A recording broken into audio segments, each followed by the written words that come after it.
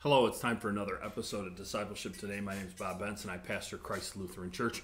We've been walking through some biblical texts talking about how they apply to discipleship. We've been working through a couple of books where Paul has written to young pastors. We worked through 1st and 2nd Timothy, and now we're into Titus.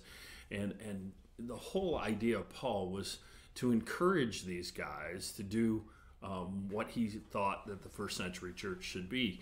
And that's an interesting thing. As we encourage, we infuse courage into someone else. And that's what Paul's whole idea was. So we're going to finish up the book of Titus today. We're going to read 12 through 15, and I'm going to be reading from the English Standard Version. When I send Artemas or Tychicus to you, do your best to come to me at Nicopolis, for I have decided to spend the winter there. Do your best to speed Zenas, the lawyer, and Apollos on their way. See that they lack nothing. And let our people learn to devote themselves to good works, so as to help cases of urgent need and not to be unfruitful. All those who are with me send greetings to you. Greet those who love us in the faith, and grace be with you all. Here Paul is trying to close out his letter. This is really final instructions and greetings from personal people that these people had worked with. He points out a couple people who have been helpful to him, and he wants Titus and his church to take care of them. And that's what we do as believers in Jesus Christ. We take care of each other. Send them on their way and make sure that they lack nothing. Do we do that? Do we see needs in our church and make sure that people are taken care of? Make sure that they leave lacking nothing.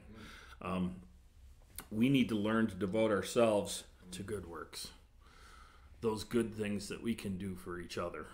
That's how we encourage. That's how we infuse courage into other people. And we really want to do what Christ wants us to do. And Paul is a great encourager in that. I know that sometimes you get looking at Paul's letters and he seems pretty brutal on people, but he does it because he loves them. Are we brutal on people because we love them? Do we tell them the truth in love? You can tell them truth all day long and do it in an unloving way. Please don't do that. If you want to go and confront somebody, you're probably not the person to do it.